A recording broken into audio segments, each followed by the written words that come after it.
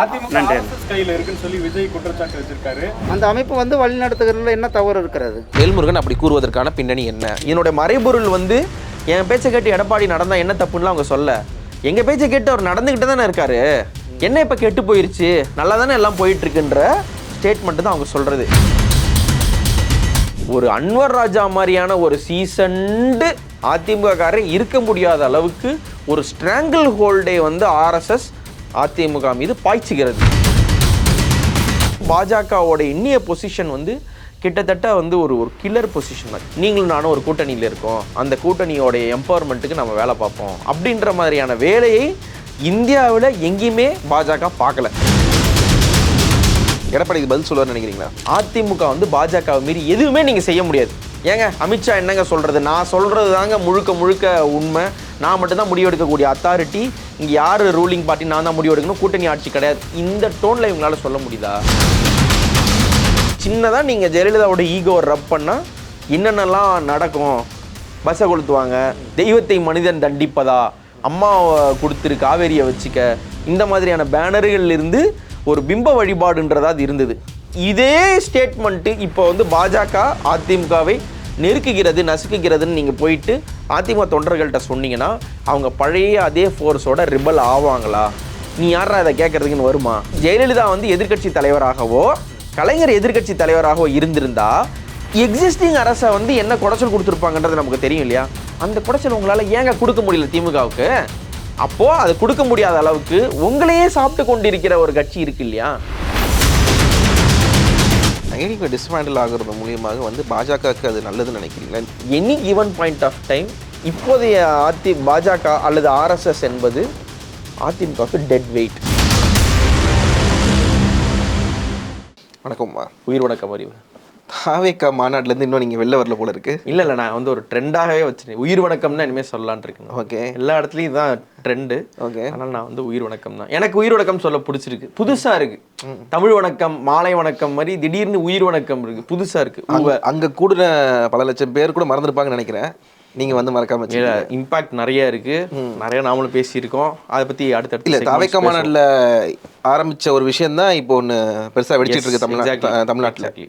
அங்கே வந்து ஆர்எஸ்எஸ் இயக்கும் ஒரு இயக்கத்துடன் அப்படின்லாம் சொல்லி ஆர்எஸ்எஸ்னு ஒரு பேர் சொன்ன மாதிரியே தெரியல நேரடியா. ஆனால் வந்து அவர் சொன்னார், இந்த சென்ஸ் வந்து அந்த இயக்கத்தோட செயல்படுற ஒரு பாஜக கூட கூட்டணி வச்சிருக்காங்க அதெல்லாம் அப்படின்னு சொல்லிட்டு கிரிட்டிசைஸ் பண்ணார். யார் கையில் இருக்குதுன்னே தெரியல அதிமுக சொல்லி கிரிட்டிசைஸ் பண்ணார். அந்த கேள்வியை தான் வந்து இவர்கிட்ட எல்முருகன்ட்ட வைக்கிறாங்க. அப்போ வைக்கும்போது ஆர்எஸ்எஸ் மாதிரியான இயக்கம் அதிமுகவை இயக்குவதில் என்ன தப்பு இருக்கு அப்படின்னு ஒரு டோன்ல வந்து ஒரு பதில சொல்லிட்டு போறாரு. அதுதான் இப்போ வந்து பேசப்படுறது. ஆக்சுவலி விஜய்கிட்ட இருந்து ஸ்டார்ட் பண்ண விஷயம் தான், விஜய் ஸ்டார்ட் பண்ண விஷயம் தான் இது. இப்போ அது வந்து எப்படி நீங்க இதை பாக்குறீங்க? அதுக்கப்புறம் நான் அது பதிலாம் வரேன். இந்த விஷயத்துக்கு ரொம்ப கரெக்டான ஒரு ஸ்டேட்மெண்ட் தான் முருகன் சொல்லியிருக்காரு நான் நினைக்கிறேன். கரெக்டான ஸ்டேட்மெண்ட் இன்னைக்கு நிலைமையிலுக்கு. ஆமாம், இல்லை இதெல்லாம் வந்து இந்த சூழலில் நீங்கள் பாஜக கூட இருக்கிறது கிட்டத்தட்ட ஆர்எஸ்எஸ் கூட இருக்கிறதுக்கு தான் கணக்கு. எனக்கு ஒரு கேள்வி அப்படின்ற இடைமறுத்து ஒரே ஒரு கேள்வி கேட்டேன். இதை வந்து நீங்கள் 99 வந்து திமுக வந்து ஆர்எஸ்எஸ் கூட தான் இருந்தாங்கன்னு சொல்லுவீங்களா? சொல்லலாம் தாராளமா. அது வந்து நீங்க இல்லை இது அப்போ வந்து பிஜேபி வேறு ஆர்எஸ்எஸ் வேறு இருந்தது அப்படிலாம் வந்து மட்டடியா சொல்ல முடியாது. ஆமா, பிஜேபி கூட தான் இவங்க இருந்தாங்க. பட் அட்லீஸ்ட் ஒரு காமன் மினிமம் பிளான் ஒன்று இருந்தது. இந்தந்த கோரிக்கைகள் எல்லாம் ஓகேன்ற வரைக்கும் நாங்கள் கூட்டணியில் இருக்கோன்ற ஒரு விஷயம் இருந்தது. அப்ராகேஷன் ஆஃப் ஆர்டிகிள், இந்த காஷ்மீரோடைய தனி அந்தஸ்து இது பண்ணுறது, ராமர் கோயில் கட்ட மாட்டேன், இந்த மாதிரியான சரத்துகள்லாம் அதில் வந்து இருந்தது. இப்போ அந்த மாதிரி எதாவது இருக்கா? நான் சிஏஏ அமல்படுத்த மாட்டோம், நீட்டை தமிழ்நாட்டில் கொண்டு வர மாட்டோம், நீங்கள் அதை சொல்லிட்டு நீங்கள் யார் வேணால் கூட்டணி வச்சுக்கோங்க, ஒன்றும் பிரச்சனையே கிடையாது. ஒரு காமன் மினிமம் ப்ரோக்ராம், அட்லீஸ்ட் ஒரு காமன் மினிமம் போடும். அதாவது நீங்கள் போய் பாஜக கூட கூட்டணி வைங்கன்னு நம்ம சொல்கிறதுக்கோ வேணான்னு சொல்கிறதுக்கோ நமக்கு ரைட்ஸ் கிடையாது. அது அவங்களுடைய பெருங்கட்சியினுடைய ஒரு தொண்டர்கள் எடுக்கக்கூடிய ஒரு பெரிய முடிவு. ஸ்டில் தமிழ்நாட்டினுடைய நலன் பாதிக்காது அப்படின்ற ஒரு விஷயத்தையாவது இவங்க சொல்லலாம். இவங்க ஆனால் அந்த மாதிரி சொல்கிற மாதிரி தெரியல. அண்ட் தென் அத்வானி அண்டு வாஜ்பாய்க்கு அப்புறம் கிட்டத்தட்ட அவங்களே ஓரங்கட்டி தள்ளி சும்மா உட்கார வைக்கிற அளவுக்கு ரேடிக்கலைசேஷன் ஆஃப் ஃபார் ரைட் பயங்கரமாக நடந்து முடிஞ்சிருச்சு. ஒரு 2 டெக்கேடை வந்து அவங்க தாண்டிட்டாங்க. அதாவது அப்போ வந்து ஒரு பயமாக இருந்தது பாஜகவுக்கு. இல்லை நாங்கள் வந்து ரொம்ப நீதி நேர்மை காப்பாற்றுகிறவர்கள், இல்லை நீங்கள் நினைக்கிற மாதிரி நாங்கள் இல்லை எங்களுக்கு இந்தியா தான் மூச்சு, இந்தியா தான் என் வாட்ச்சு அப்படின்னு. இப்போ ஒரு கார்கில் போர் பெருசாக நடந்தது. கார்கில் போர்ன்ற போது உங்களுக்கு கார்கில் போரை பற்றி ஆப்ரேஷன் விஜய் பற்றி உங்களுக்கு ஏதாவது சந்தேகங்கள் இருக்கா? ஆப்ரேஷன் விஜயில் பங்கு பெற்றவர்கள் இல்லை இவங்களுடைய நோக்கங்களில் வந்து உண்மையிலே நாட்டுப்பற்று இருக்கா அப்படின்ற மைக்ரோ அனாலிசிஸில் இந்தியா போகலை. India stood with the ruling party. ஆனால் இன்றைக்கி ஒரு பகல்காம் அட்டாக் ஆகட்டும், டோக்லாமில் நடக்கிற விஷயமாகட்டும், எது நடந்தாலுமே எதனோட டைவர்ஷன் இது இதனோட டைவர்ஷன் தானா, இங்கேருந்து இங்கே நகருதா அப்படின்னு. இன்னும் சொல்லப்போனால் அப்போ காங்கிரஸ் வந்து ஸ்ட்ராங்காக இருந்த அளவு கூட இப்போ ஸ்ட்ராங் கிடையாது, சுத்தமாக ஸ்ட்ராங் இல்லை. அப்போ நீங்கள் வெட்டரன்ஸ் இருந்தாங்க, சீதாராம் கேசரி இருந்தார், சோனியா அப்போ தான் உள்ளே வராங்க, நிறைய பேர் இருந்தாங்க, ஜிஜேந்திர பிரசாத் இருந்தார், வரிசையாக நீங்கள் சொல்லிக்கிட்டே போகலாம், வரிசையாக சொல்லலாம். அந்த மாதிரியான ஸ்டால்வார்ட்ஸ் இருந்தாங்க. அப்படி இருந்தும் இவங்க வந்து ஒரு ஃபார் ரைட் லெவலுக்கு போகாமல் இருந்தாங்க. இன்றைக்கி இந்த மாதிரி யாருமே இல்லைன்னும் பொழுது பாஜகவோட இன்னிய பொசிஷன் வந்து கிட்டத்தட்ட வந்து ஒரு கில்லர் பொசிஷன் தான். கில்லர் இந்த சென்ஸ், நான் எந்த பார்ட்டியை வேணால் என்னுடைய நலனுக்காக நான் டெசிமேட் பண்ணி நான் சாப்பிட்ருவேன் அப்படின்ற ஒரு ஸ்டாண்ட் பாயிண்டில் இருக்கக்கூடிய ஒரு பார்ட்டியாக தான் இன்றைக்கி இருக்காங்க. அப்போது ஆர்எஸ்எஸ் கொள்கைகள், பாஜக கொள்கை, தீவிர வலதுசாரி கொள்கைகளை தாண்டி என்னுடைய நலனை எல்லாம் ரெண்டாவது நான் ஒன்னே முதல்ல அழிச்சு முடிச்சுக்கிறேன், அதுக்கப்புறம் எனக்கு என்ன நல்லது நடக்குதுன்னு நான் பார்த்துக்கிறேன்ற ஒரு என்ன சொல்கிறது, ஒரு ஹரிக்கரி, கிட்டத்தட்ட ஒரு சூசைட் மென்டாலிட்டிக்கு இவங்க போயிட்டாங்க. மக செத்தாலும் பரவாயில்ல, மகன் செத்தாலும் பரவாயில்ல, மருமக தாலி இருக்கணும் அப்படின்ற ஒரு ஸ்டாண்ட் பாயிண்டில் சில வயசான அம்மாக்கள்லாம் இருப்பாங்க. அவங்க பையனே செத்தாலும் பரவாயில்ல, எனக்கு பிடிக்காத மருமக தாலி எடுத்துட்டா எனக்கு போதும் அப்படின்னு. அந்த மாதிரியான ஒரு மனநிலைக்கு வந்து நான் ஜெயிக்கலை நீங்கள் நல்லா இருக்கக்கூடாது அப்படின்ற பாயிண்ட்டுக்கு அவங்க போயிட்டாங்க. எந்த இடத்துலையுமே வந்து நீங்களும் நானும் ஒரு கூட்டணியில் இருக்கோம், அந்த கூட்டணியோடைய எம்பவர்மெண்ட்டுக்கு நம்ம வேலை பார்ப்போம் அப்படின்ற மாதிரியான வேலையை இந்தியாவில் எங்கேயுமே பாஜக பார்க்கல. நாங்கள் வரோம், நாங்கள் வந்து ஒன்றும் இல்லை, ஒரு பிரிட்டிஷ் வைஸ்ராய் ரூல், ஒரு கவர்னர்ஸ் போட்டு எப்படியெல்லாம் பிரிட்டிஷில் வந்து ரூலிங்ஸ் நடந்ததோ அதே மாதிரி எங்கள் ஸ்டேட் பிரசிடென்ட் இருக்கார், அவர் சொல்கிறத நீங்கள் கேட்டு நடந்துக்குங்கன்னு இவங்களை விட ஒரு 30-40% ஓட்டு அதிகம் வச்சுருக்கிற பார்ட்டியை இவங்க மிரட்டிக்கிட்டே இருப்பாங்க. ஓகே, அந்த பாயிண்ட்லேருந்து நீங்கள் இப்போ பார்க்கும்பொழுது அப்போ இருக்கக்கூடிய பாஜகவும் இப்போ இருக்கிற பாஜகவும் ஒன்று கிடையாது. நீங்கள் ஒரு பாயிண்ட் பாருங்கள், தீவிர திராவிட கட்சின்னு சொல்லிக்கிட்ட வைகோ ஆகட்டும், தீவிர திராவிட கட்சின்னு சொல்லியிருக்கிற திமுக ஆகட்டும், நாங்கள் வந்து சனாதனத்தை இன்றைக்கி எதிர்ப்போம் அப்படின்னு சொல்லியிருந்த திருமாவளவன் ஆகட்டும், ஏதோ ஒரு பாயிண்டில் பாஜகவோடு சேர்ந்திருக்கிறார்கள், சேர்ந்ததுக்கான சான்றுகள் இருக்குது, சேர்ந்து தேர்தலையே கண்டிருக்கிறாங்க. அது வந்து ஒரு தேர்தல் கூட்டணியாக இவங்க மெயின்டைன் பண்ணிட்டு போயிருக்கிறாங்க. இவங்களுக்கெல்லாம் வந்து அவங்கெல்லாம் சேரலாம், இப்போ நாங்கள் சேரக்கூடாதானா? இப்போ இதே 3 கட்சிகள்கிட்ட போயிட்டு அதான் நீங்கள் ஏற்கனவே பாஜகட்ட சேர்ந்துருக்கீங்கல்ல, இப்போ நீங்கள் சேரலாம்ல அப்படின்னு நீங்கள் சொன்னீங்கன்னா இவங்களோட ஸ்டாண்ட் பாயிண்ட் என்னவா இருக்கும், இவங்களோட பதில் 3 பேரோடைய பதில் என்னவா இருக்குன்றது தான். அதிமுக ஏற்கனவே சேர்ந்துருக்காங்க. அதே இவங்கள்ட்ட நீங்கள் அப்போ பாஜகவோட எவ்வளோ கம்ஃபர்டபுளாக இருந்தீங்களோ அதே கம்ஃபர்ட்டில் தான் இப்போ இருக்கீங்களா அப்படின்ற கேள்வியெல்லாம் நீங்கள் வைக்கும்பொழுது அதே பாஜக தான் இப்பயும் அதனால தான் நாங்கள் சேர்ந்தோம், அதே பாஜக தான் இப்போ அதனால தான் நாங்கள் சேர போகிறோம்னு இவங்கெல்லாம் சொல்லுவாங்களான்னா சொல்ல மாட்டாங்க.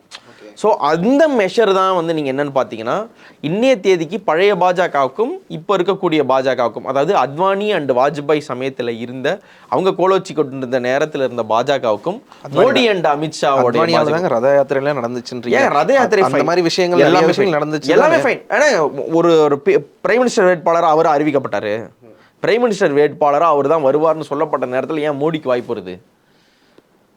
ஏன் மோடி வந்து அவரை சைட்லைன் பண்ணுறார்? இது நிறைய இருக்குது, என்ன லேயர்லாம் இருக்குது. அது வந்து பாஜகவோடைய இயங்குத்தன்மைக்குள்ளார நம்ம போக வேண்டாம்.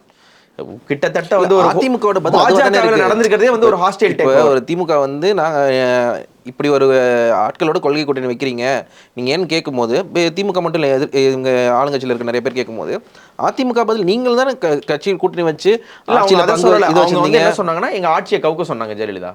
ஆட்சியை வந்து ஜெயலலிதா கவுக்க சொல்லும்பொழுது அதை கவுக்காம தொந்தரவு பண்ணாமல் டிஸ்டர்ப் பண்ணாமல் இருந்தவர் வந்து வாஜ்பாய். ஸோ அதனால அந்த ஒரு குட் ஜெஸ்டருக்கு வி டிட் இட் அப்படின்ற ஒரு ஆமாம் ஆன் கார்ட்ஸ் நாங்கள் இது சேர்ந்தோம் போனோம்னு சொல்கிற ஒரு நியாயமாக இருந்தது. நான் அந்த கூட்டணி சரி தவறுன்றதுக்குள்ளே போகலை. அந்த கூட்டணி சரியான கூட்டணியாகவே கூட இருந்துட்டு போட்டோம், இல்லை ஒரு மோசமான கூட்டணியாக கூட இருக்கட்டும், கொள்கையிலிருந்து ஒரு நீதி வழுவினார்களா அதெல்லாம் ரெண்டாவதுங்க. ராஜாஜியோட கூட்டணி வச்சாச்சு, பாஜகவோடையும் கூட்டணி வச்சாச்சுன்னும் பொழுது டிஎம்கேக்கு அது ஒரு பெரிய இஷ்யூ கிடையாது. வைகோ கூடவே கூட்டணி வச்சுட்டாங்க, அப்புறம் பாஜக என்னங்க பிரச்சனை? எத்தனை ரீதியில் வேற இல்லைங்க, அப்படி இல்லை, கொள்கை வேற. இப்போ பாஜகவில் இருக்கிறவங்க எல்லாம் வந்து உங்கள்கிட்ட பிரிச்சு உங்களை எடுத்துட்டு போயிடுவாங்களா? திமுக இருக்கிற 90% மாவட்ட செயலாளர் எங்கள்கிட்ட வராங்கன்னு ஒரு பாஜக சொல்லுவாரா? வைக்க சொன்னார் இல்லையா? எத்தனை மாவட்ட செயலாளர் பின்னாடி போனாங்க, எத்தனை பேர் சின்னமே எழுந்துனாரு, அறிவாலயம் எழுந்துனாங்க, எல்லா இதுலேயும் வந்து நான் தான் ஒரிஜினல் திமுகன்னு சொல்கிற பாயிண்ட் வரைக்கும் போன ஒரு கட்சியோடு கூட நீங்கள் கூட்டணி அமைக்க முடிகிறது. அப்படின்னும் பொழுது இது வந்து ஒரு பெரிய ஒரு சின், ஒரு மார்டல் சின் அப்படின்றது கிடையாது. கூட்டணிக்கு சின், கூட்டணின்றது மார்டல் சின் கிடையாது. நான் திரும்பவும் சொல்கிறேன். இல்லை நீங்கள் வச்சு வாட் டிட் யூ எனேபிள்? இப்போ நீங்கள் கூட்டணி அமைகிறதன் மூலமாக எல்லா கட்சிகளும் பயன்பெறும். அதில் வந்து மாற்றே கிடையாது. இவங்க பாஜகவோடு ரூலிங் பார்ட்டியோட யார் அலையா வராங்களோ அவங்களுக்கு வந்து நல்ல ஒரு பசையுள்ள துறையோ இல்லை ஒரு லயன் ஷேர் ஆஃப் பெனிஃபிட்ஸோ கிடைக்கிறது இயல்பு. ஆனால் அதை தாண்டி தமிழ்நாட்டுக்கு என்ன கிடைக்குது, இல்லை தமிழ்நாட்டிலேருந்து என்ன சுரண்டப்படாமல் இருக்குது அப்படின்ற ஒரு பேச்சு இருக்கு இல்லையா? இப்போ ஒரு பேச்சுக்கு நீங்கள் என்ன சொல்லலாம், டிஆர் பால் வந்து கோல்டன் குவாட்ரிலேட்டர்லாம் சிறப்பாக கொண்டு வந்தார், நீங்கள் இதை சொல்லலாம். ஏகே மூர்த்தி வந்து பயங்கரமாக ஏதோ செஞ்சார், நீங்கள் ஏதாவது சொல்கிறதுக்காவது நாம் வந்து சென்ட்ரலில் இதுலேருந்து இதெல்லாம் பண்ணோம். நம்ம முக்கியமான போர்ட்ஃபோலியோ மாறன் இருந்தது, ஐடி போர்ட்ஃபோலியோ, இவங்க இருந்தது வந்து கப்பல் போக்குவரத்து துறை, இவங்க இருந்தது கெமிக்கல் அண்ட் ஃபெர்டிலைசர், இவங்கள்ட்ட இருந்து காங்கிரஸ் இருக்கும்போதும் சரி இந்த மாதிரி இருந்தது. இந்த மாதிரி காங்கிரஸாகவே இருந்தாலும் பாஜகவாகவே இருந்தாலும் the whip was with Tamil Nadu. Either அவங்கள ஆட்டுவிக்கக்கூடிய இடத்தில் கலைஞர் இருந்தார், அல்லது அவங்கள கலைக்கக்கூடிய இடத்தில் ஜெயலலிதா இருந்தார். கலைஞரும் ஜெயலலிதாவும் நீங்கள் அந்த கொள்கை ஒத்து வரும் ஒத்து வராது அதெல்லாம் தாண்டி ரெண்டு மிகப்பெரிய ஸ்டேட் பார்ட்டி லீடர்ஸு, சென்ட்ரல் பார்ட்டியாக இருக்கக்கூடிய மிகப்பெரிய பார்ட்டியாக இருக்கக்கூடிய 2 வாட்டி மல்டிபிள் டைம்ஸ் ரூல் பண்ணியிருக்க பார்ட்டியாக இருக்கக்கூடிய பாஜகவையும் காங்கிரஸையும் ஆட்டுவித்தார்களா இல்லையா? கண்ட்ரோலில் இருந்துச்சு. இப்போ அந்த அரித்மெட்டிக்ல இருந்து நீங்கள் பார்க்கும்பொழுது is the current DMK in any such பிளேஸ்ன்னு பார்த்தீங்கன்னா சுத்தமாக கிடையாது. அப்போது நீங்கள் அப்போ வைக்கிற கூட்டணியினால் தமிழ்நாட்டுக்கு என்ன பயன், இல்லை அப்போ வைக்கிற கூட்டணியினால் நீங்கள் என்ன ஆனீங்க அப்படின்ற கேள்வி அப்போ போய் கேட்கல. பாஜகவோட கூட்டணி வச்சுட்டு வந்ததுக்கப்புறமும் ஜெயலலிதா தலைமையில் இருந்த அதிமுக பிரிஞ்சு செதஞ்சு ஓடலை.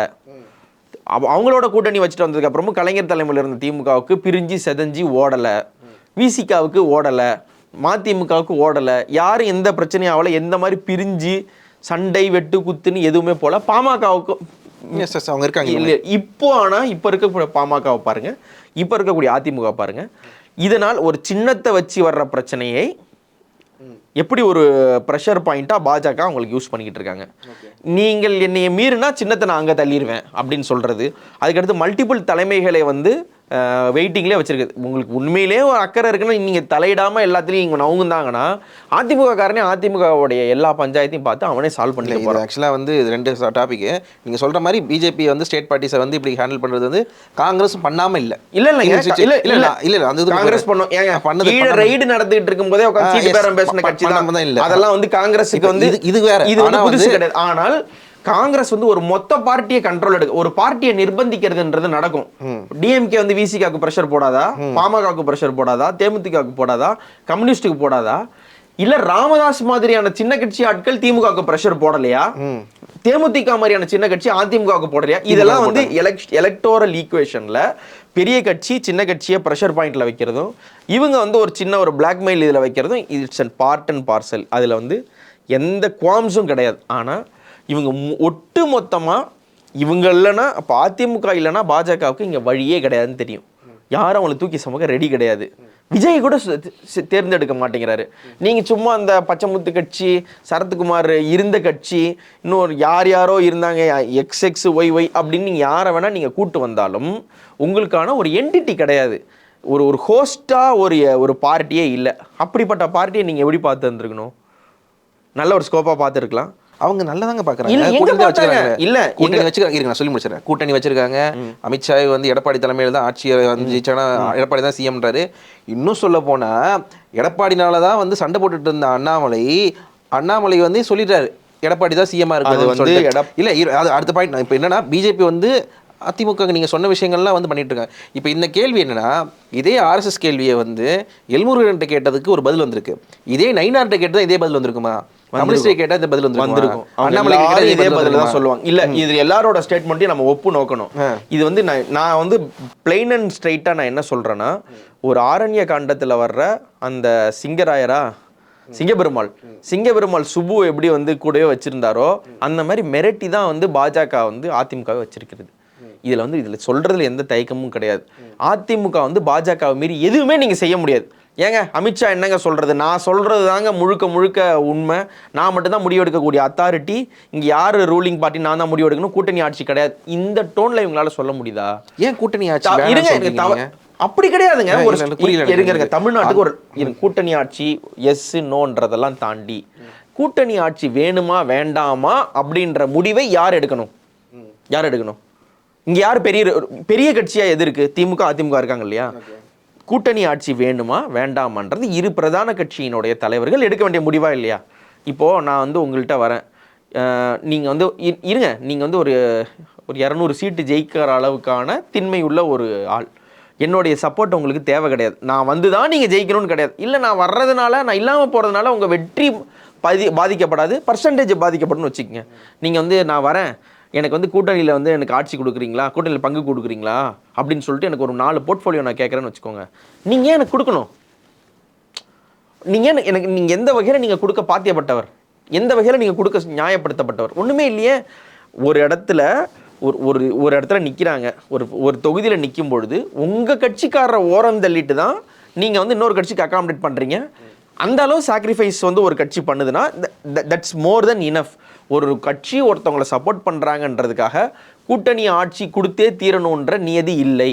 அண்ட் தென் தமிழ்நாட்டுக்கு அந்த சூழல் இருந்தது கிடையாது.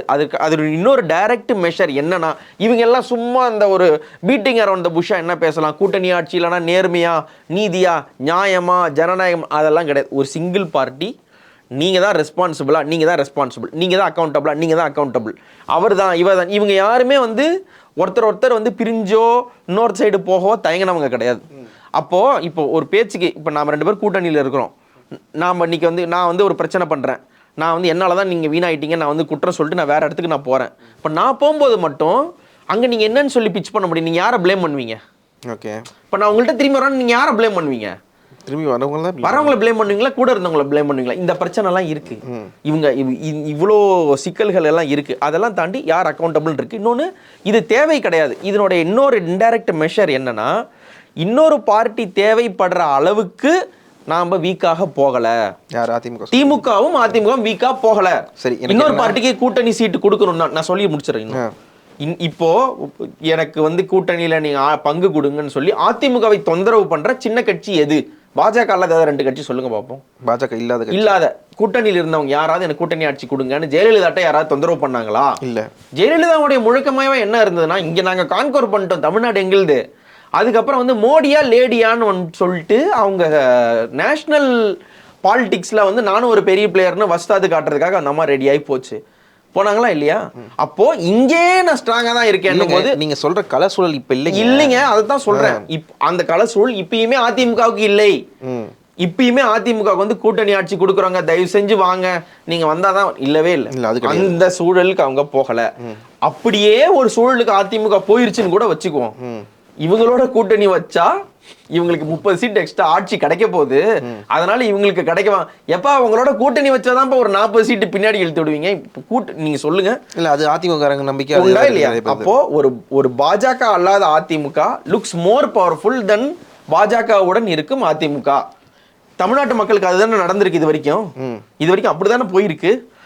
இப்போ இந்த முகமூடி போட்டுக்கிட்டு அதிமுகவை திட்டுற நிறைய நடு சென்ட்ரிஸ்டுகள் கூட என்ன பண்றாங்க, பாஜகவோடு இருப்பதால் ஒரு மைனஸ், பாஜகவோடு இருப்பதால் ஒரு மைனஸ்ன்னு சொல்லும் பொழுது பாஜகவுடைய இருப்பே அதிமுகவுக்கு ஒரு வெயிட். இதான் நம்ம அப்பலன்னு சொல்லி நீங்க சொல்றதெல்லாம் பாயிண்ட். இப்படி இருக்கும் பொழுது இல்ல, இப்படி ஒரு வெயிட்டேஜா இருக்கிற ஒரு கட்சி கூட்டணி ஆட்சி தான் அப்படின்னு சொல்லும் போது எப்படிங்க அதிமுக சகிச்சுக்கும்?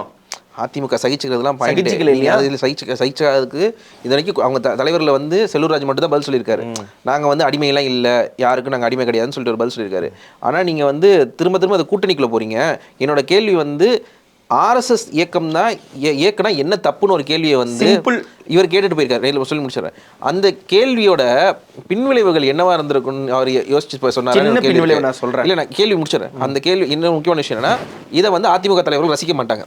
கரெக்டா? உண்மையில ரசிக்க மாட்டாங்க. எடப்பாடி ரசிக்க மாட்டாரு. ஆமா, இப்ப பதில் சொல்ல சொல்லி நம்ம கேட்போம்.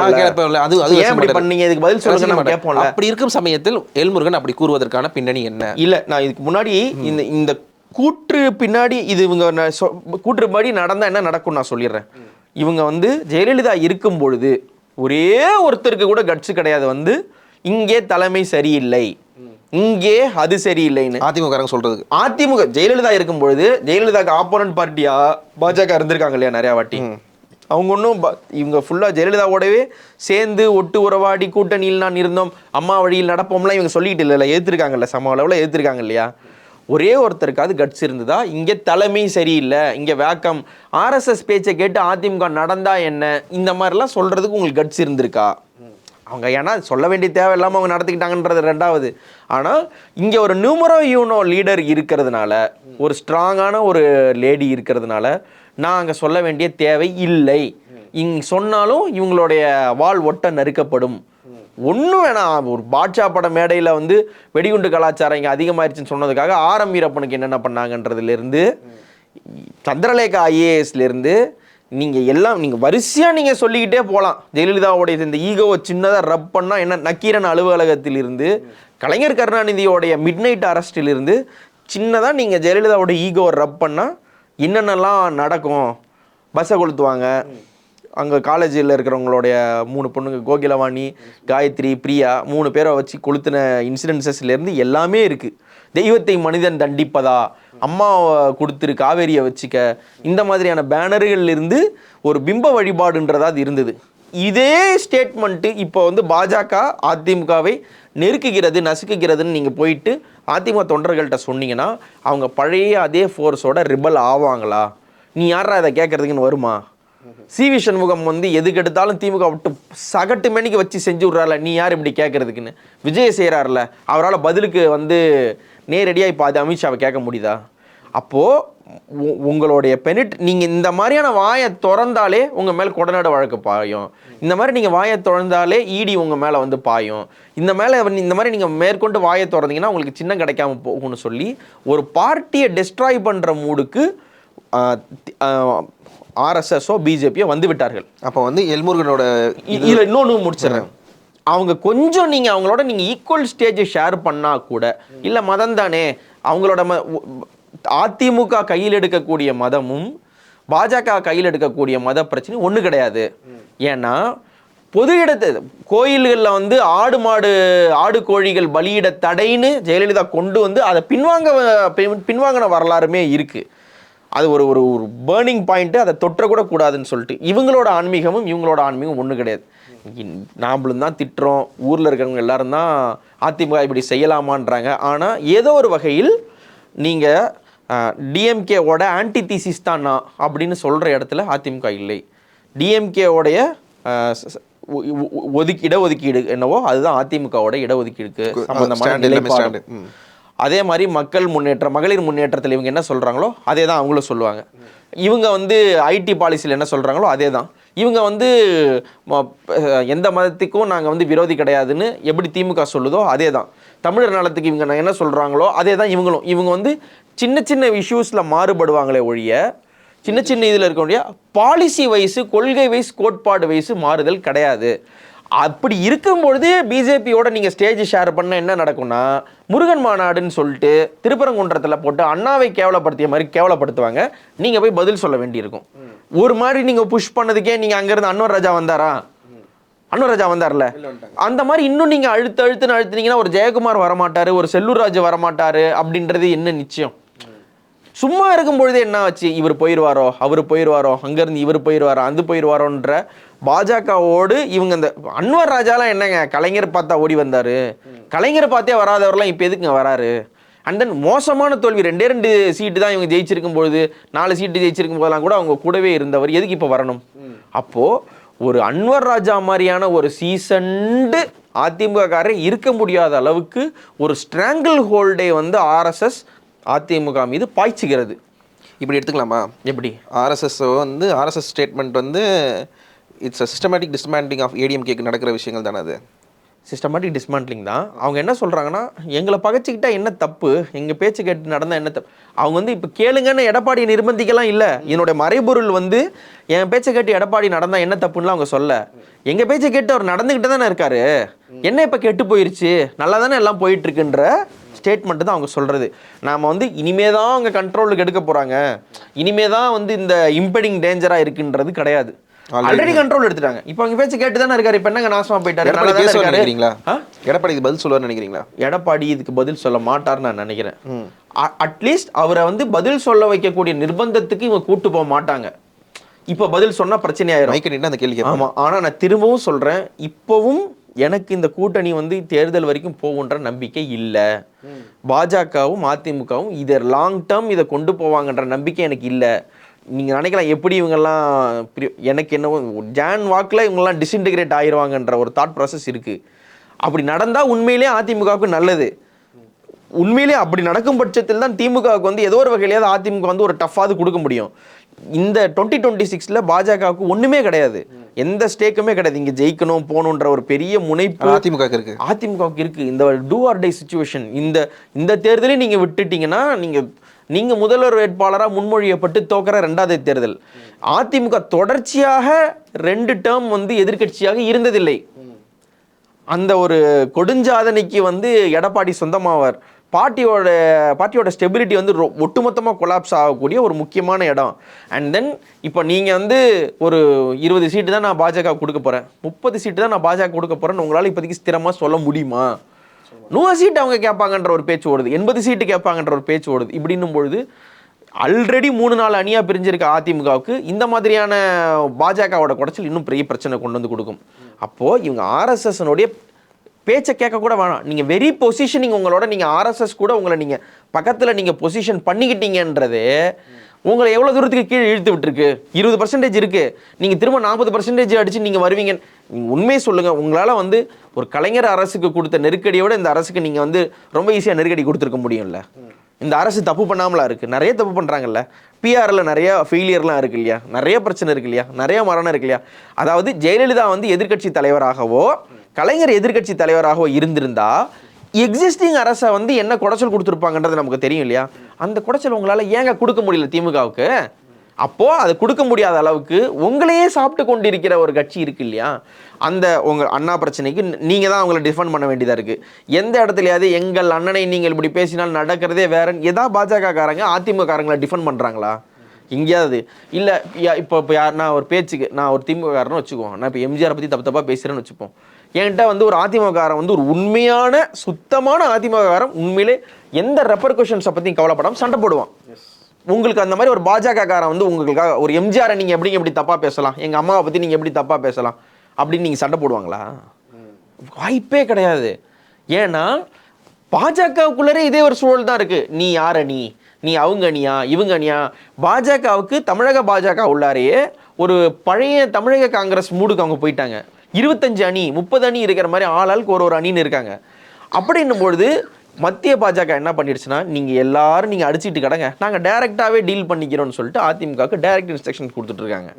அப்படி இருக்கும்பொழுது நீங்கள் இன்னும் அலையானீங்கன்னா என்ன ஆகும்? விஜய் வளர்ந்துருவாப்புல ஆச்சா. விஜய் ஈஸியாக வளர்ந்துட்டு போவாப்புல. ஒரு வெகுஜனத்திலிருந்து ரொம்ப புகழ்பெற்ற ஒரு சினிமா நடிகர் வந்து ஒரு கட்சியை ஆரம்பித்தா அதுக்கு என்ன பவர் இருக்குது, அதுக்கான என்ன பலம் இருக்குன்றது வந்து அதிமுகவுக்கு நல்லா தெரியும். ஏன்னா அவங்க அப்படிப்பட்ட இதுலேருந்து ரைஸ் ஆகி வந்தவங்க தான் ஆச்சா. அப்போது அப்படி ஒருத்தர் உருவாகி இவங்களுக்கு வந்துட்டா பரவாயில்ல, அப்படி ஒருத்தர் உருவாகி திமுகவுக்கு போயிட்டா பிரச்சனை கிடையாது.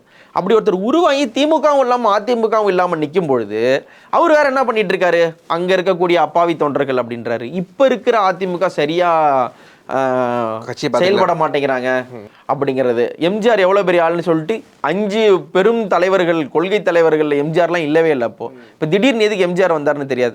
ஸோ இந்த மாதிரி எம்ஜிஆர் தூண்டில போட்டு மருதமல்லி நாங்கள் விஜய் வித்துக்கிட்டு இருக்கிற அந்த நேரத்தில் இன்னும் அந்த ட்ரெயின் நடக்கும் பொழுது பாஜகவோட வெரி ப்ரெசன்ஸ் வந்து ஏடிஎம்கேவோடைய ஸ்ட்ராங் ஹோல்டுன்னு ஒன்று இருக்கு இல்லையா. நான் இப்போவும் நம்புகிறேன் ADMK has edge over DMK in கள செயல்பாடுகள், பார்ட்டி ஃபங்க்ஷனரி, எலெக்ஷன் மிஷினரியா. ஏடிஎம்கே ஒரு கட்சியே கிடையாது. ஏடிஎம்கே ஒரு மிகப்பெரிய எலெக்ஷன் மிஷினரி. அது ஒரு கட்சியாக நீங்கள் பார்க்குறத விட ஒரு எலெக்ஷனை நடத்துறதுல வந்து திமுகவை விட அதிமுகட்ட பணம் இறைக்கிறதாகட்டும், கண்ணை மூடிட்டு எதிர்கேள்வி கேட்காம செயல்படுறதாகட்டும், அதில் வந்து ஒரு சின்ன ஒரு எலெக்ஷன் மிஷினரிக்கு உண்டான நுவான்ஸ் இருக்குது இல்லையா. அந்த ஒரு எட்ஜ் உங்களுக்கு இருக்கு இல்லையா. அது அடிமடியிலே நீங்கள் கை வச்ச மாதிரி நீங்கள் போய் என்னென்னங்க ஓட்டு கேட்பீங்க? ஒரு ராம்நாட்டில் இருக்கிற ஒரு பாஜக காரர் ஒரு அதிமுக காரர் போய் என்னென்னங்க அங்கே ஓட்டு கேட்பாரு? ஊரில் வேலூரில் இருக்கிறவர் என்னங்க கேட்பாரு? கோயம்புத்தூரில் இருக்கிறவர் என்னங்க போய் கேட்பாரு? நீங்கள் சொல்லலாம் கோயம்புத்தூரில் வேலுமணி அவங்கெல்லாம் இருக்காங்க, அதெல்லாம் தாண்டி ஜிஎஸ்டி அது இதுன்னு கொண்டு வந்து ஒட்டுமொத்தமாக பிஸ்னஸே படுத்துருச்சு, திருப்பூர் படுத்துருச்சு, நெசவு படுத்துருச்சு, ஒன்றுமே இல்லை, எல்லாம் அந்த சைடு போயிருச்சுன்னு புலம்பிட்டு இருக்காங்க இல்லையா? உங்களுக்கு தானங்க ஓட்டு போட்டோம், ஆனாலும் ஏங்க எங்களுக்கு எதுவும் கிடைக்க மாட்டேன்னு கேட்குற ஒருத்தரை போய் பாஜகவை டிஃபெண்ட் பண்ணி ஒரு அதிமுக பெருந்தலைவரோ இல்லை அதிமுகவுடைய கடைசி ஒர்க் ஃபோர்ஸோ போய் எப்படி டிஃபெண்ட் பண்ண முடியும்? ஸோ இந்த வெரி நேச்சர் ஆஃப் ஏடிஎம்கே வந்து பெரிய பிரச்சனையாக உங்களுக்கு இருக்குது. இன்னும் சொல்லப்போனால் ஏடிஎம்கே காரருக்கு பலம் என்னன்னா, கருணாநிதி ஒழிக, கலைஞர் சரியில்லை, கலைஞர் தமிழ்நாட்டுக்கு எடுத்துட்டாரு, கலைஞர் இல்லைன்னா அவ்வளோதான், திமுக தான் தமிழ்நாட்டை சொரண்டுது, இந்த மாதிரியான ஒரு பேச்சு சொல்கிற வரைக்கும் தான் அதிமுகவுக்கு அங்கே மதிப்பு. ஸ்டாலின் ஒழிக மாறிடலாம், உதயநிதி ஒழிக, இதெல்லாம் நீங்கள் சொல்லிக்கிற வரைக்கும் உங்களுக்கு மார்க்கெட் வேல்யூன்றது உண்டு. இப்போ அவங்களுக்கு அது திட்ட கூட நேரம் கிடைக்காதுல்ல. என்னன்னா, இல்லை ஆக்சுவலாக அவர் எவ்வளோ நல்லவர் தெரியுமா, அந்த சந்தானம் இது மாதிரி ஆக்சுவலாக பாஜக எவ்வளோ நல்லது நமக்கு பண்ணியிருக்கு தெரியுமா, ஆக்சுவலாக பாஜக ஒன்றும் அவ்வளோ மோசம் இல்லை தெரியுமா, திமுகவை கம்பேர் பண்ணும்போது பாஜக எவ்வளோ பரவாயில்ல தெரியுமா, இந்த மாதிரி நீங்கள் சொல்லும்பொழுது எல்லாருக்கும் பீப்புள் நோ த ட்ரூத். அப்படி இன்னும் பொழுது நீங்கள் யாரை டிஃபெண்ட் பண்ணிட்டு இருக்கீங்க? அஃபென்ஸ் தான் உங்களுடைய கேமாகவே இருந்திருக்கு. அதிமுக வேறு நெவர் எவர் இன் டிஃபென்ஸ். எந்த பாயிண்ட்லேயுமே நான் வந்து டிஃபென்ஸ் ஆடக்கூடிய ஒரு பாயிண்ட்டில் அதிமுக இருந்துதான் நான் நினச்சதே கிடையாது, எதுலேயுமே இருக்காங்க. ஆமாம், இப்போ நீங்கள் வந்து அவங்களுடைய வரலாற்றிலே முதன்முறையாக டிஃபென்ஸ் ஆடுறாங்க. யாருக்கு எதிராக ஆடுறாங்க? திமுகவுக்கு எதிராக ஆடுறாங்களா? இல்லை, பாஜகவோட மல்லு கட்ட வேண்டிய ஒரு நிர்பந்தம் இருக்கிறதுனால அவங்களுடைய அந்த ஹோஸ்ட்டாக ஒன்று பிடிச்சி வச்சுக்கிட்டு ஏதோ ஒன்று ஹோஸ்டையே சாப்பிட்ட மாதிரி the very fragment or the very fabricature of ADMK has been dismantled. அது கிட்டத்தட்ட ஆர்எஸ்எஸ் உடைய கண்ட்ரோல் தான், கிட்டத்தட்ட அவங்களுடைய காரியகர்த்தாஸ் என்னென்ன சொல்கிறாங்களோ அந்த செயல்பாடு தான், கிட்டத்தட்ட வந்து இவங்களுக்கு நீங்கள் ஓட்டு போட்டுருங்க அப்படின்ற செயல்பாடு தான். இப்போது திமுக விசிக அடிச்சுக்கிறாங்க இல்லையா, மோசமாக அடிச்சுப்பாங்கன்னு வச்சுக்கோங்க, சண்டை போட்டால் சேர்ந்துக்கிறாங்க நல்லா. ஆனால் இந்த எலெக்ஷன் தாண்டி 2026, 2029 வரைக்கும் போவாங்க அப்படின்னு உங்களுக்கு நினைக்கிறதுக்கு ஒரு ஸ்கோப் இருக்குல்ல. இதே ஸ்கோப் உங்களுக்கு வந்து பாஜகவுக்கும் அதிமுகவும் உங்களால் கொடுக்க முடியுதா? இப்போ நீங்கள் சேர்ந்தீங்கல்ல, இப்போ அவர் சொல்கிறாருல்ல அண்ணாமலைலாம், இதை அண்ணன் எடப்பாடியை முதல்வராக்குவோன்னு 2024 சொல்லியிருக்கலாமே, 2021 சொல்லியிருக்கலாம், நாங்கள் இவரோட நிற்கிறோம், நாங்கள் நாடாளுமன்ற தேர்தலில் கூட நிற்கிறோம்னு சொல்லி. எதுக்கு பிரிஞ்சாங்க? எதுக்கு சேர்ந்தாங்கன்னு தெரியாது, எதுக்கு பிரிஞ்சாங்கன்னு தெரியாது, எதுக்கு இப்போ திரும்ப சேர்ந்துருக்காங்கன்னு தெரியாது. அப்போது அந்தந்த நேரத்தில் லகான் யார் கையில் இருக்கோ, அந்தந்த நேரத்தில் விப் யார் கையில் இருக்கோ, அவங்க எடுக்கிற பிரதானமான முடிவுக்கு இவங்க வந்து ஒத்திசைந்து போகிறாங்களே ஒழிய மற்றபடி இவங்க அவங்கள எம்பவர் பண்ணுறாங்க, அவங்க இவங்களை எம்பவர் பண்ணுறாங்கன்ற பாயிண்ட் கிடையாது. அப்போது கிட்டத்தட்ட ஆர்எஸ்எஸ் பேச்சு இவங்க கேட்டால் என்னன்னா இன்னும் சீர்கெடும். இப்போ எனக்கு இன்னொரு லாஸ்ட் கேள்வி, ஐடிக்கு டிஸ்மேண்டில் ஆகிறது மூலியமாக வந்து பாஜகவுக்கு அது நல்லதுன்னு நினைக்கிறீங்களா? இந்த சென்ஸ் அவங்க பாஜக வந்து நீங்கள் தமிழ்நாட்டில் வந்து பெருசாக ஓட்டு போட மாட்டாங்கன்னு தெரியும், தமிழ்நாடு மக்கள் வந்து பாஜக பெருசாக கொடுக்க மாட்டாங்கன்னு தெரியும், ரொம்ப நல்லது. அப்போ அடிக்கும்போது அவங்களோட எண்ணம் ஹூட்ஸ் கோன் ஹெல்ப் இல்லை. நம்ம பொதுவாக என்ன தோணலான்னா, இந்த மாதிரி பாஜக வந்து அதிமுகவை டிஸ்மேண்டில் பண்ணிட்டா அது திமுகவுக்கு ரொம்ப நல்லது தானே, அப்போது நல்ல ஒரு ரூலிங் பார்ட்டி இருக்கும் தானே நீங்கள் நினைக்கலாம். ஆனால் நாட் சச் த கேஸ். அவங்களுடைய நேரடி எதிரி அதிமுகவோ திமுகவோ கிடையாது. அவங்களுடைய நேரடி எதிரி ஸ்டேட் பார்ட்டி. ஸ்டேட் பார்ட்டியை வந்து நீங்கள் அதிமுகவாக இருக்கட்டும் திமுகவாக இருக்கட்டும் யாராவனா இருக்கட்டும், ஒரு ஸ்டேட் பார்ட்டி நான் வந்து மாநில சுயாட்சியினுடைய கொள்கைகள்லாம் இன்னும் நான் வந்து உள்ளுக்குள்ளே வச்சிருக்கிறேன், எனக்கு இன்னும் இப்போதைக்கு டெம்பரவரியாக நான் திராவிட நாடு கோரிக்கையை கைவிடுறேன், அல்லது வந்து எனக்கான தனி ரிசர்வேஷன் பாலிசின்னு எனக்கு ஒன்று இருக்குது, தனி பாலிசி எனக்கு ஒன்று இருக்குது, சாவரினிட்டி எனக்கு ஒன்று இருக்குன்னு சொல்லி ட்ரூ ஃபெடரலிசத்தை வேற நேர்மையான நோக்கத்துக்காகவோ அல்லது பொதுமக்களுடைய ஒரு ப்ரெஷருக்காகவோ ஏதோ ஒரு வகையில் பேசக்கூடிய பார்ட்டியாக ஏடிஎம்கேவும் டிஎம்கேவும் இருக்கிற வரைக்கும் இந்த very existence of state party அவங்களுக்கு ஒவ்வாமை தான். அப்போது நீங்கள் நினைக்கலாம் அவங்க வந்து இப்போது இவங்களை காலி பண்ணிட்டா திமுகன்ற ஒற்றை எதிரியை மட்டும்தான் சமாளிக்கணும், கிடையவே கிடையாது. அவங்க வந்து அப்பா நம்மளை எதிர்க்க சான்ஸ் உள்ள அல்லது நம்மளை நமக்கே தண்ணி காட்டக்கூடிய 2 ஸ்டேட் பார்ட்டியில் ஒன்று ஒழிஞ்சுது, இன்னும் ஒன்று மட்டும்தான் ஒழிக்க வேண்டியிருக்கு, ஒழிக்க வேண்டிய திமுக மட்டும்தான், அதையும் ஒழிச்சிட்டா எல்லா வேலையும் முடிஞ்சிரும்ன்ற பாயிண்ட்டுக்கு அவங்க நகர்வதற்கு அதிமுகவோடைய டிஸ்இன்டகிரேஷன் தான் இப்போதைக்கு ஈஸி. எனி கிவன் டைம் அவங்களுக்கு 1 இஸ் பெட்டர் தென் 2 இல்லையா? அப்போது அதிமுக இல்லாமல் போவது தான் அவங்களுடைய அல்டிமேட் பிளான். ஆனால் அவங்க அதிமுக இல்லாமல் போகணும், ஆனால் உடனே இல்லாமல் போயிடக்கூடாது. அவங்களுக்கு தேவையான விஷயம் எனக்கு இந்த என்ன ஒன்னால் நான் உன்னை யூஸ் பண்ணி நான் இன்னும் எவ்வளோக்கு எவ்வளோ வளர முடியுமோ நான் அவ்வளோக்கு எவ்வளோ வளர்ந்துக்கிறேன், இன்றைக்கி எவ்வளோக்கு எவ்வளோ நான் ரேபிள் ரோஸிங் பண்ண முடியுமோ அவ்வளோக்கு எவ்வளோ நான் ரேபிள் ரோஸ் பண்ணிக்கிறேன். அந்த பஞ்சாயத்து இன்னும் ஓடுற வரைக்கும் அவங்களுக்கு ஒரு என்டிட்டி தேவை. ஒரு ஒரு ஜாம்பி வைரஸ் மாதிரி ஏதாவது ஒன்று உள்ள இருந்துகிட்டே இருக்கணும், அது ஒன்று இருந்துகிட்டே இருக்கணும். அந்த முழுக்க அந்த ஹோஸ்ட்டை காலி பண்ணிடாது இல்லையா, அந்த மாதிரி அந்த ஹோஸ்ட்டாவே அதிமுகவை வச்சிருக்கிறாங்கன்றதான் உண்மை. அந்த அதிமுகவுடைய அந்த இந்த பாஜகவுடைய இந்த ஸ்ட்ராங் கிளட்சிலேருந்து இவங்க நவுந்து போனால் மட்டும்தான் தமிழ்நாட்டில் இவங்களுக்கான ஸ்கோப் இருக்குது. எவ்வளோ காலம் இன்னும் போயிட்டு நான் கலைஞருக்காக நான் ஓட்டு போட்டேன் அப்படின்னு சொல்கிறவங்க வந்து இன்னைக்கு இல்லாட்டி என்னைக்காக ஒருத்தவங்க ஃபேட் ஆவாங்க இல்லையா. எம்ஜிஆருக்காக ஓட்டு போட்டேன்னு 90s சொன்னவங்களோட இப்போ குறைஞ்சிருக்காங்க இல்லையா. அந்த மாதிரி கலைஞரையும் ஜெயலலிதாவையும் தாண்டி நான் ஸ்டாலினுக்காக ஓட்டு போடுறேன் அல்லது ஸ்டாலினுக்காக நான் ஓட்டு போடலை இப்படி சொல்கிற ஒரு ஜெனரேஷன் வந்துருச்சு இல்லையா. அவங்கக்கிட்ட வந்து நான் எடப்பாடிக்காக தான் ஓட்டு போடுகிறேன் அப்படின்னு சொல்லக்கூடிய ஸ்டாண்டு பாயிண்ட்டுக்கு நீங்கள் இன்னும் போகலை. அப்போது அந்த ஒரு வாய்டே இருக்கக்கூடிய ஒரு சூழலில் நீங்கள் போய் இவங்களோட அலைன் ஆகிறது வந்து உங்களுடைய ஸ்டார் வேல்யூவை இன்னும் பாதிக்கும். நீங்கள் ஜெயலலிதா அளவுக்கு போகணுன்னு கூட அவசியம் இல்லை, ஸ்டாலினில் பாதி கூட வராமல் போய் மாட்டிப்பீங்கல்ல. அவர் கலைஞரை ஆகலாம் கூட பிரச்சனை இல்லை, உங்களோட அதிகமாக இருந்துட்டால் அவருக்குன்னு ஈஸியாகிடும் இல்லையா. அப்போது இதற்கு ப்ரிடெசஸராக இருந்த லீடர்ஸினுடைய கேலிபரை அல்லது அவங்களுடைய கம்போஷருக்கு நாம் போகவே தேவையில்லை, இவங்கள விட நம்ம பெட்டராகவே இருந்துட்டா போதும்னு ஈதர் பார்ட்டிஸ் நினச்சாலுமே அது தமிழ்நாட்டுக்கு கேடு. அப்போ என்ன ஆகிடும்னா, நான் வந்து பாஜகட்டேருந்து வர்ற திரட்டையோ காங்கிரஸ் கிட்டேருந்து வர்ற திரட்டையோ நான் சமாளிக்கும் அளவு திறன் உள்ளவன்றது ஒரு ஸ்டாண்ட் பாயிண்ட்னா, இவங்க 2 பேரையும் ஆட்டுவிக்கக்கூடிய இடத்தில் நான் இருந்திருக்கிறேன், இவங்க 2 பேரையும் நான் ப்ரெஷரைஸ் பண்ணி தமிழ்நாட்டுக்கு சாதிச்சிக்க வேண்டிய விஷயங்களை சாதிச்சிக்க வேண்டிய இடத்துல நான் இருந்திருக்கிறேன்றது தான் கலைஞர் அண்டு ஜெயலலிதா. இன்னும் ஜெயலலிதாவில் நீங்கள் சேர்க்கக்கூடாது, பட் நான் சொல்கிறது ஆல் ஃபார் த ராங் ரீசன்ஸாகவே இருந்தாலும் சரி போனால் போதுன்ற ஒரு பாயிண்ட்டுக்கு நீங்கள் வச்சுக்கிட்டிங்கன்னா ஏதோ ஒரு வகையில் வந்து அந்த லகான் இந்த கையில் இருந்தது இல்லையா, அந்த லகான் உங்கள் கையில் இருக்குமா, அந்த லகானை எடுக்கக்கூடிய ஒரு இது இருக்கா. சரி, இன்னும் ரொம்ப வெளிப்படையாகவே சொல்லுவோம், இவங்க கூப்பிட்டு போகிறாங்க இல்லை பீகாருக்கு, ஸ்டாலினை கூப்பிட்டு போயிட்டு பிரச்சாரம் பண்ணுறாங்க இல்லையா, பைக்கில் போகிறாங்க தேஜஸ்வி யாதவ்லாம் சொல்லிட்டு, அமித்ஷா எங்கேயா கூப்பிட்டு போயிட்டு குஜராத்தில் கூப்பிட்டு போயிட்டு எடப்பாடி வந்திருக்காரு நம்மளை ஆதரிக்கன்னு சொல்லி இவங்க முன்னிறுத்துவாங்களா அதிமுகவை. அங்கே தான் இந்த வித்தியாசம்தான் யார் கண்ட்ரோலில் இருக்கிறார். இப்போது திமுகவால் காங்கிரஸுக்கு பயனான ஆமாம் பயன். இங்கே காங்கிரஸ் என்ன பண்ணாங்க, இருக்காங்க பாஜகவை எதிர்க்கிறோன்னு இருக்காங்க, திமுக சப்போர்ட் பண்ணுறோன்றாங்க மற்றபடி ஒரு டிஎம்கே தான் வந்து தமிழ்நாட்டில் வந்து ஃபேஸ் ஆஃப் பாஜக இருக்கே ஒழிய ஒரு காங்கிரஸ் இல்லை. பட் ஸ்டில் கொடுக்கல் வாங்கல் அதிகம் 50-50 இல்லைனா கூட ஏதோ ஒரு பயன் இவங்களுக்கு இருக்குது அவங்களுக்கு இருக்குன்னு இருக்கு இல்லையா. அட்லீஸ்ட் ஸ்டாலின் தன்னை வந்து ஒரு நேஷனல் லீடராக பூஸ்ட் பண்ணிக்காவது காங்கிரஸ் யூஸ் ஆகுது இல்லையா. எடப்பாடி அதை பண்ண முடியுமா, இவங்க கூட்டு போவாங்களா. எத்தனையோ ஹிந்தி பேசுகிறவங்க அதிமுகவில் இருக்காங்களே, நீங்கள் வாங்க எங்களுக்காக அங்கே பிரச்சாரம் பண்ணுங்கள், அதிமுக அதனால் கெத்து, எம்ஜிஆரை பற்றி அங்கே போய் பேசுங்களேன், இங்கே வந்து மோடி பேசுகிறாரு ஜெயலலிதா பற்றி அங்கே பேசுங்களேன், ஏன் விட மாட்டாங்க. விச் மீன்ஸ் எனக்கு அதெல்லாம் நீ பண்ண வேண்டிய அவசியம் இல்லை. இன்னொன்று, நீ சொல்லி நான் வாழணும்னு அவசியம் இல்லை, என்னோட பாலிடிக்ஸும் உன்னோட பாலிடிக்ஸும் அட்டர்லி வேறன்ற அந்த ஃபேப்ரிக்கே வேற இல்லையா. அப்படி இருக்கும்பொழுது any given point of time இப்போதைய பாஜக அல்லது ஆர்எஸ்எஸ் என்பது அதிமுகவுக்கு டெட் வெயிட். அவங்கள சுமக்கிறதுமே இவங்களுக்கு திரும்ப திரும்ப திரும்ப பிரச்சனை. வரிசையாக அன்வர் ராஜா கிளம்பி போனது வந்து ஒன்றும் பெரிய ஓட்டெல்லாம் வந்து திமுகவுக்கு போயிடாது. அன்வர் ராஜாவோட ஒரு ஓட்டு போகலாம், இல்லை ஒரு 1000 ஓட்டு போகணும்னு வச்சுக்கோங்களேன், ரொம்ப இப்படி சொல்லக்கூடாது, நான் போகலாம்.